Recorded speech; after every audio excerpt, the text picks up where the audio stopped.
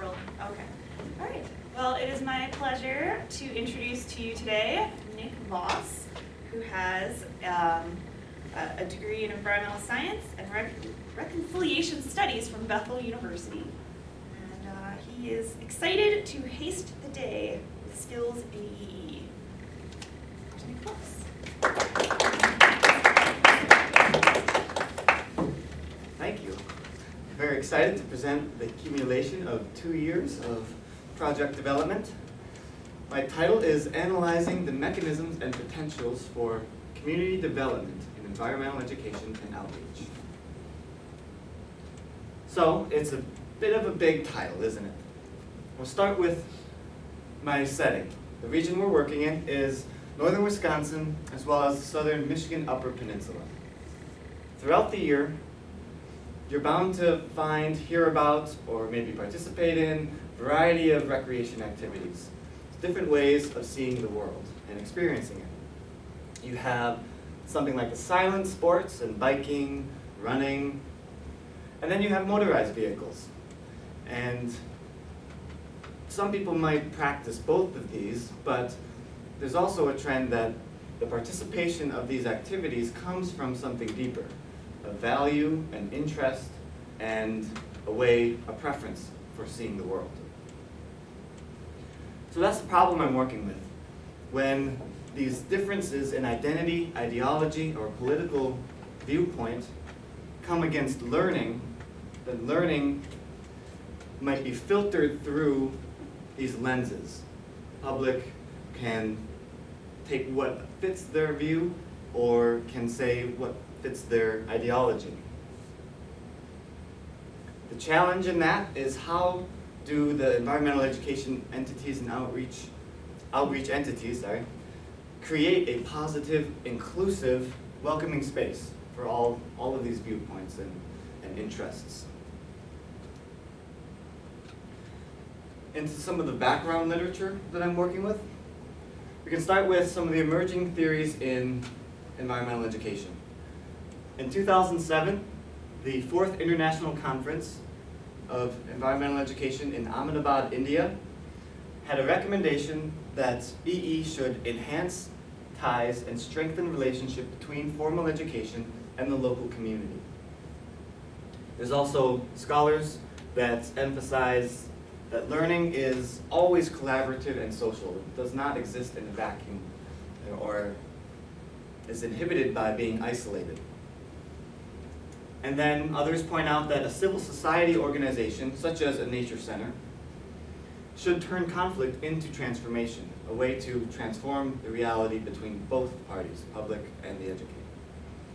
I'm using other theories such as appreciative inquiry, critical pedagogy, and conflict mediation. Together, I chose these as a basis for the project because they focus on positives, strengths, they focus on an entire system, having the educator be a learner as well as a educator, and they include this conflict mediation strategy of striving for creative solutions. As you may know, my first proposal was very overarching and perhaps even overwhelming. I researched further and found that in many fields, or in a few fields, there is a new discipline of relationships, networking, and what's called SNA, social network analysis. What it came down to is I realized I'm really doing a social network analysis of the EE world in northern Wisconsin, Michigan. And these scholars that are getting that process started are pointing out that the answers to climate change, balancing economy and conservation, and political polarization are going to occur, they're going to be unveiled through the understanding of the relationships between entities. So, my main question, in what ways does environmental education and outreach from the entities collectively function as community development?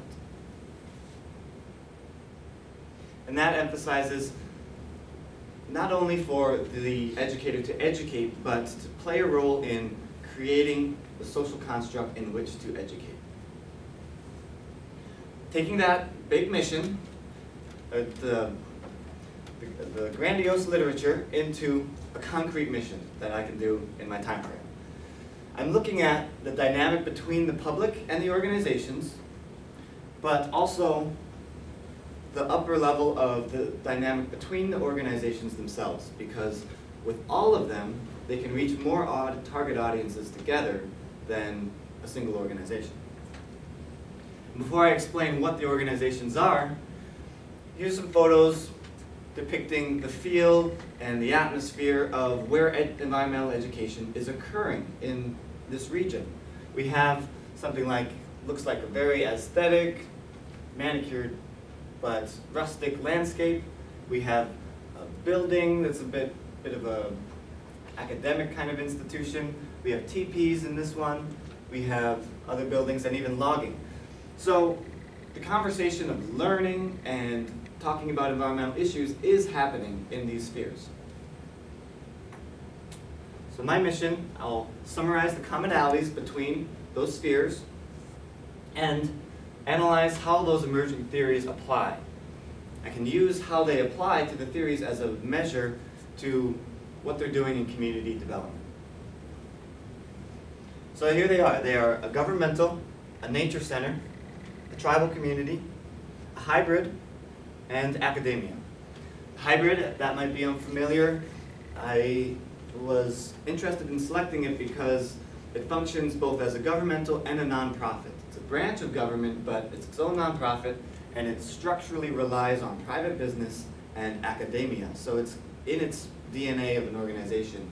It had a lot going on. So, on the methods, just running over these quickly, I planned and held a focus group here in the community, invited the public. Instead of solely relying on the research and scholarly reviews, I wanted to control a focus group by asking the public questions based on those theories, and then what they found was the basis of my grounded theory approach. So I have a copy of my flyer and my summary, which I'll get to, but that's the flyer what I gave to present to the audience, and this was the summary, which I'll explain. So in that controlled setting, I gathered the views of the Northwoods community and their preferences of how they interact with and how they perceive the education that they are working with. So those are the first objectives. And then once I have that summary, which is on the left, that was a preface to the interviews.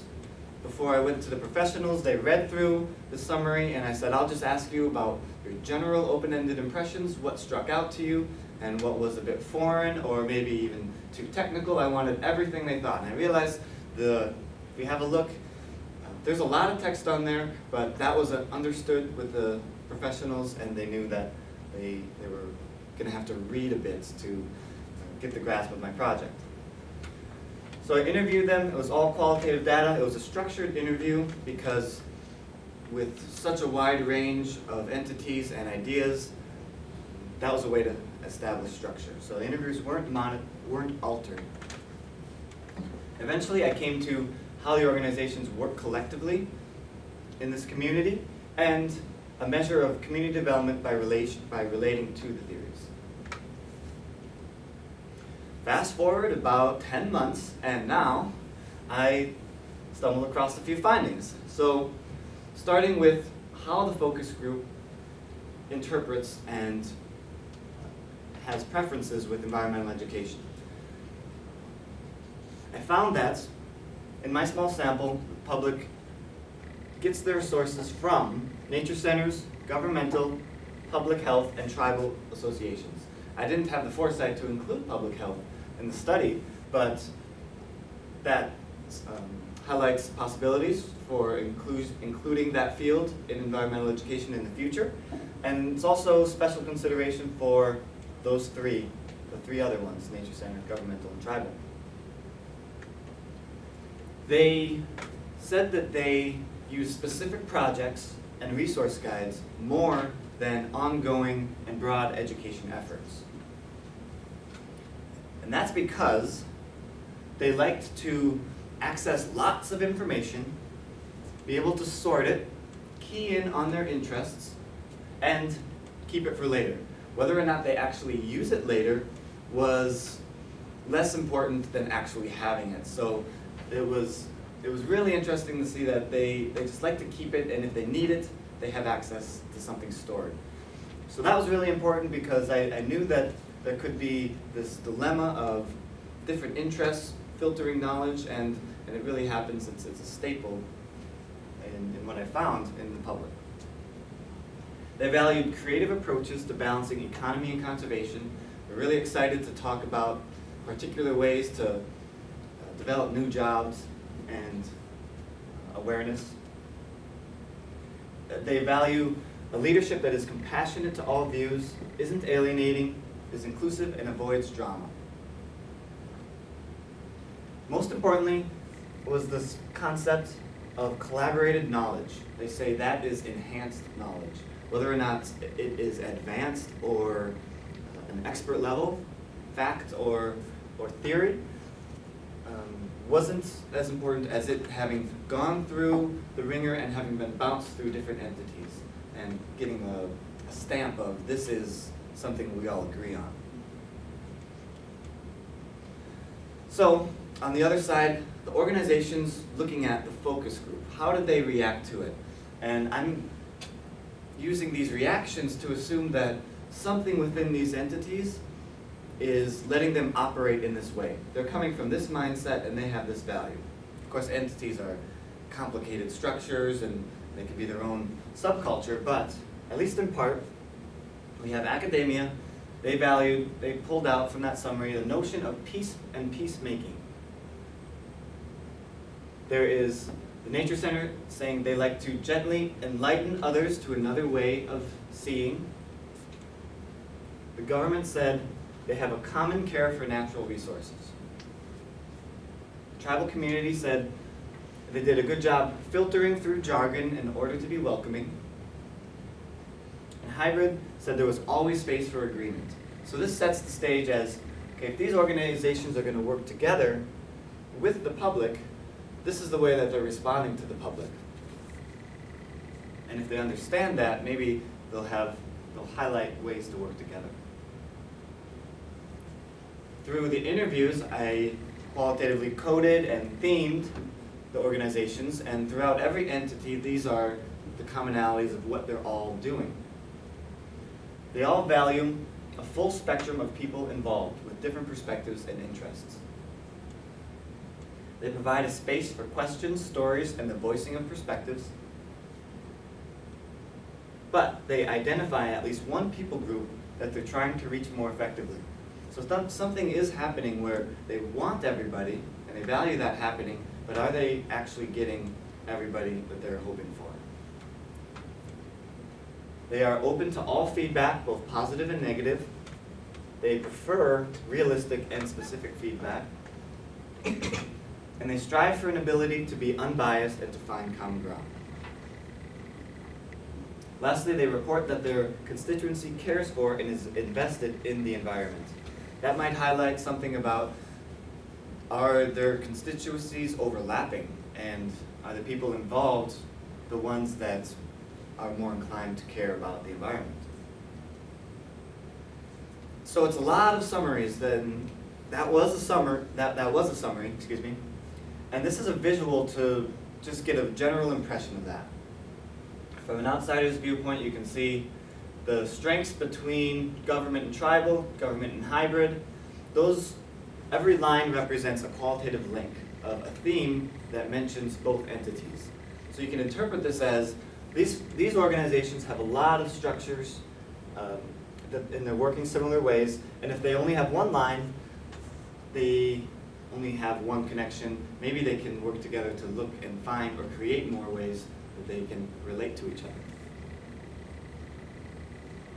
So the strengths, if they know how they relate to each other, and this is just a summary for how the strengths can enhance that understanding.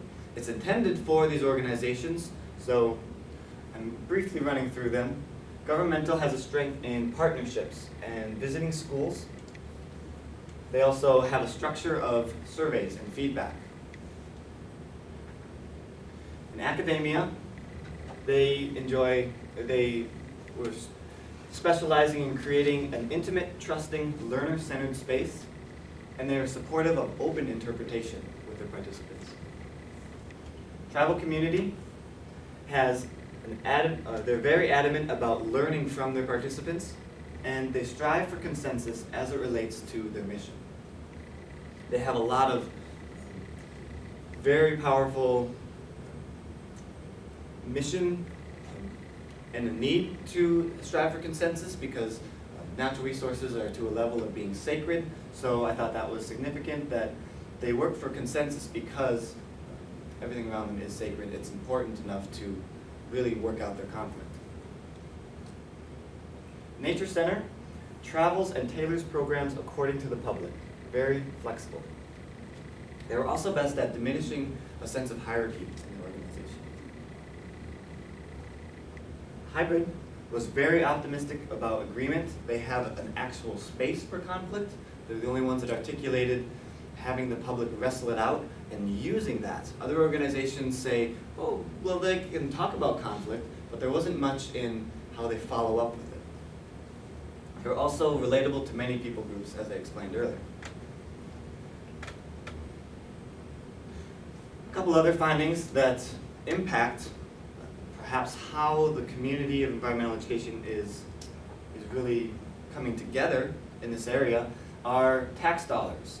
I notice there is a source of funding from Congress. The government has access to this, and the governmental entities kind of lead the way with what Congress values and has priorities for. So those grants and those funding items are a reflection of Congress, and if an organization wants to partner with that, they have to either adapt or reset their priorities so that they too can have the same priorities as the grants and Congress. So it's a trickle-down effect. There's also technology and the facilities. Some organizations are better with technology, some are striving to keep up, and other organizations articulate that they need better winterized facilities and struggle with distances. So going back to shared community development, you can start to bounce these ideas between the organizations, and it gets a little intense and really detailed, but just for a start, the dynamic is saying, well, the Nature Center is flexible and they diminish hierarchy. They also travel from place to place. So that offers something to the government that highlights a need that the government articulated. They experience the public not being heard, and they stay mission relevant, which is something the Nature Center really expressed wanting to do more of. So once these come together, they say, okay, well, there's opportunities there. The tribal community and the government also had similarities. They have strong out-of-work relationships in the community, and it seems like an unharnessed potential. The tribal community has community action, public activism, and they facilitate that, document results from it. But the government, like I mentioned, decides the funding and kind of spearheads the grants and the priorities for that. But they have a wider reach than the tribal association. Academia and hybrid offer all the other organizations skills in being open with interpretation and free choice learning, letting public be free about what they want to learn about. They also have contrasting conflict strategies.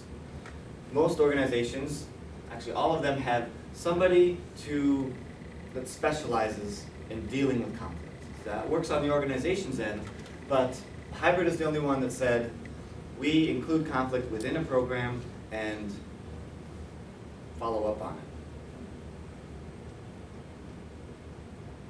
So, discussions to work with these ideas once you have a knowledge base of what these relationships might look like. I would like to talk more about the dialogue that happens on the traveling and on-site workshops. Academic and Nature Center travel a lot, and they're traveling to areas that might be closer to another entity than their own. What's happening to those dialogues, and how are those ideas being understood across the organizations. There is potentials in sharing technology. While some are very hip on their social media, others are trying to get to that point and deciding how to do it, and they don't have the time to do it. There is a need for dispersing and sharing facilities, something like the weatherized facilities, larger facilities. There's some programs that want to have more members involved, but they have small buildings, so they're limited there. And the hybrid and public health organizations. There's new assets and connections and broad abstract themes there with connecting the public health world and how the environment impacts human health and how they're connected. These are new things that offer something to EE that could be investigated more. But I'm wondering, can program specifics on both ends be designed with a synthesis or a common thread between the organizations? I found that organizations have specific missions, histories, funding. The public has their viewpoints. What unifies these? So if there's anything that can come from the whole project, it was that both public and organizations are seeking a balance of diversity and specificity. But there is an untapped potential in collaborated knowledge. My theory from the project is that the quest for collaborated knowledge will highlight ideas, points of interest, maybe specific ecology or environmental issues that most successfully go through the ringer of all the entities. What is most stamped as collaborated knowledge will start to highlight what that balance of specificity and diversity is going to be. Other concluding ideas is that my results provide, it's a pathway to a deeper awareness of strengths, assets, and approaches to community development between the EE entities. It comes down to basically just working together and leading by example. If the entities are working together and acknowledging their differences within their programming, perhaps that is something that the public will see and be able to follow because they're leading by example. There is a place to engage in dialogue, feedback, stories, and learning all together. So they're in sort of isolated pockets, but these pockets exist and they are open to the public. Generally, there is a conflict avoidance or deal with it attitude. If there's an organization that has a specific person on staff for conflict, it's because other staff don't specialize, they don't have the skills, or they don't have the time. So again, that's an organizational mindset, but it's not a collective community mindset where these conflicts and differences are present. Where's the platform for working them out? There's a strong process of feedback, and they strive to be unbiased, which is an asset to the community. But there is a potential for traveling EE to connect different ideas and programs, and technology to be shared, as well as their assets. So in future research, I would like to see how Congress has an influence on that trickle-down effect of environmental education in the community. Maybe impacts other viewpoints and community members differently. There is a possibility to understand how you fit the public health entities into environmental education outreach. So if we're going to start different disciplines coming together, maybe connections will be made, more of an umbrella, broad awareness can happen. There's, how would a conflict philosophy impact an education, the education effectiveness? So can you measure that? Would be a great question. The potential for technology as an outlet for views and values exchange or conflict mediation. So some organizations have a lot of social media, some don't. And what might a blog or an online space look like to harness and be a platform for those different views that are in the community? Of course, that would have to be monitored. We know how YouTube comments or the online world can just be very negative. So, but it can also be an outlet for everybody to be approachable into the conversation. The effectiveness of collaborated knowledge. So that idea was the main point of my conclusion, and what happens, how effective is collaborated knowledge, and what does it inspire within an individual when they know about it? And the verification and opinion of results. My results were verified by the entities I organized, but now it would be very interesting to see how I put it all together and how organizations respond to this presentation and my final paper. Because that is the element of how they are actually going to start working together. So that brings me to the closure. Thank you so much, Dr.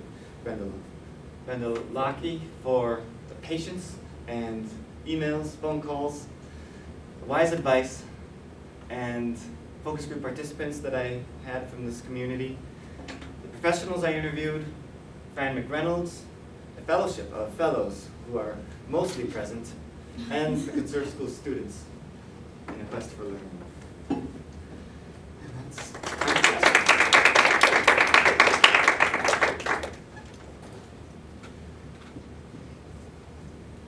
a few references. All in case right, you want any some pleasure questions reading. for Nick? Yeah. Okay, so just take me through this. You might have said it, but I just want to know for sure. So in the beginning of your findings, you said that these organizations get their information from these different places, including public health, which is very interesting. Mhm. What specific information, like how would you define information? Well, it was an intentionally broad question.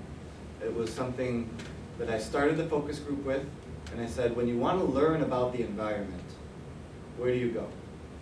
And that was all. That was the only prompt. So, however they interpreted that environment, okay, I'm going to learn about it through this entity. That's what I was interested in. Yep. Were you mostly interested in learning how those different types of organizations interacted with each other? Was that the goal of the project?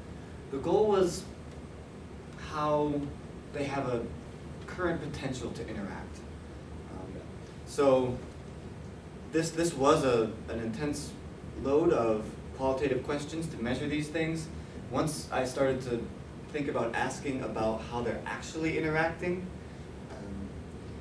it kind of brought the project into a whole nother realm. So I wanted to see, well, first, what's the capacity of interaction before they talk about what they're actually doing. I thought that was a good starting point. And then was the focus group made up of people from those organizations, or were they citizens who talked about those organizations and then you interviewed the organizations? Great question. They weren't part of the organizations. They were invited. I tried to gather different political views from the community, which was a struggle. As you can see, my flyer said environment on it, which would attract certain viewpoints, and that was a discussion we had, and I tried different strategies. I actually held 2 focus groups because it was difficult to get people to come. So this is just people from pockets of, and I had entities to be anonymous, but nonprofits, businesses of the area, and education areas around here. Yeah. I was kind of following up with that question about who you gathered. Did you think about maybe going to Eagle River or somewhere where there was a higher population density and possibly more diversity? True, yeah, that would have been very helpful. I think that was something that I struggled with, and that's a weakness of the study. Because early on, I had a different framework for how I'd be interacting with the public, and at that time, going to Eagle River and having a very widespread and more widespread array of views and more people would have been potentially overwhelming, and I might have been stirring up some conflict and some trouble at that point. So, because it was hard to get public involved up here on the scale I wanted, I restructured most of the project to be just kind of focused on what happens here in this area.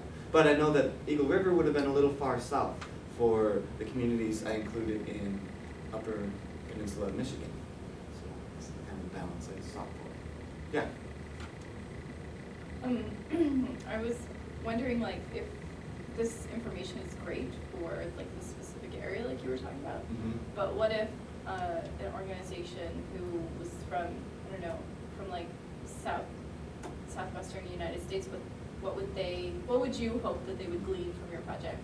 I would hope they would take something that might apply to them, because wherever they're at, there's going to be a governmental entity, and within 100 miles, there's probably a tribal community, especially if the governmental entity is a forest service and they're in a rural location. So there's nature centers around the country.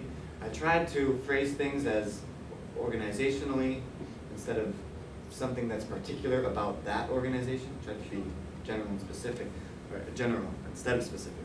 So yeah, I would like to see what's possible if they see it as useful. Yeah. How many people were in your focus groups?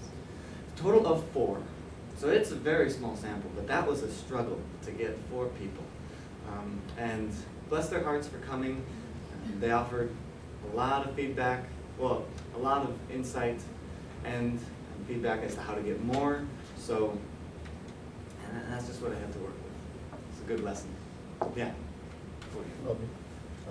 So you talk about, you use this phrase throughout your project about collaborative knowledge or collaborative learning. I'm wondering if you can help me understand it a little better by giving me what you think, based on your research, what a tangible, real-world example might look like of that. Yeah, good question. Well, first of all, it came from the focus group. I didn't coin the phrase, so that was a really cool thing that was mentioned multiple times.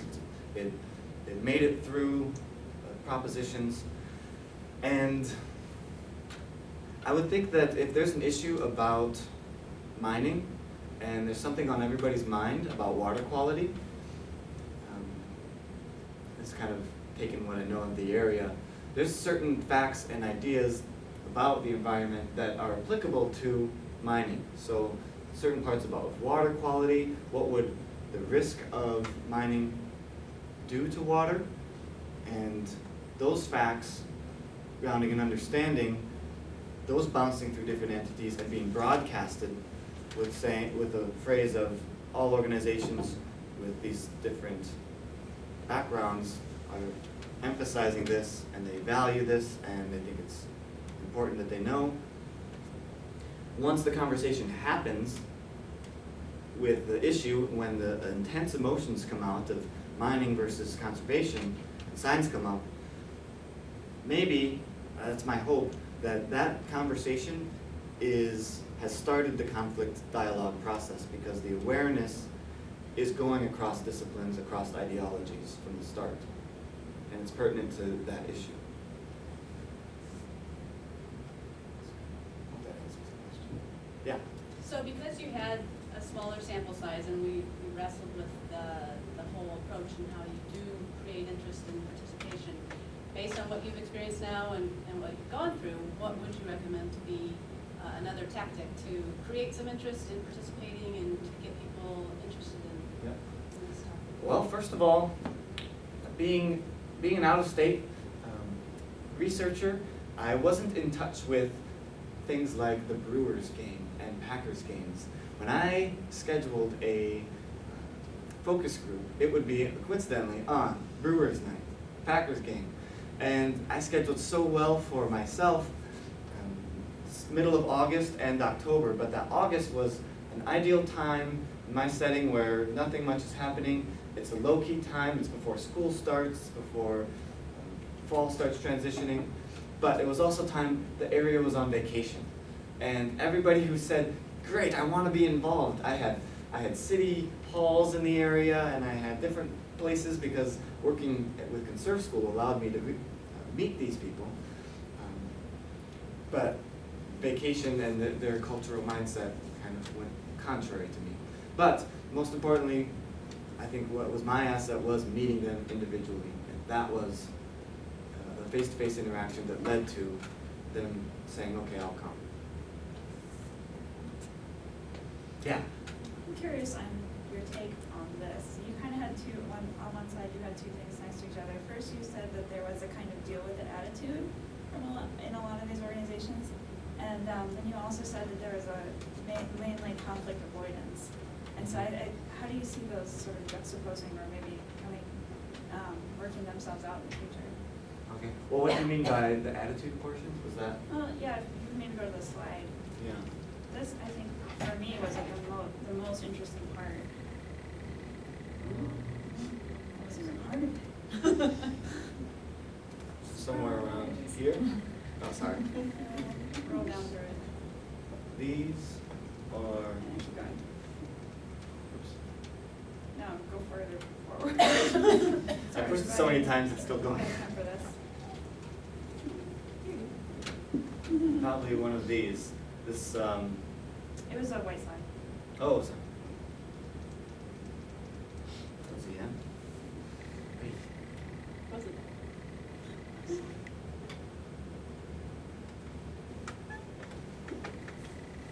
Here? There we go. Yeah. So you say conflict avoidance or deal with the attitude is prevalent. Uh-huh. Process and feedback and striving to be unbiased. So in general, they're trying to be unbiased, and yet there's kind of this idea of deal with it. And so how can you be unbiased when you're just saying deal with it and avoiding the other perspectives that want to be part of the conservation dialogue?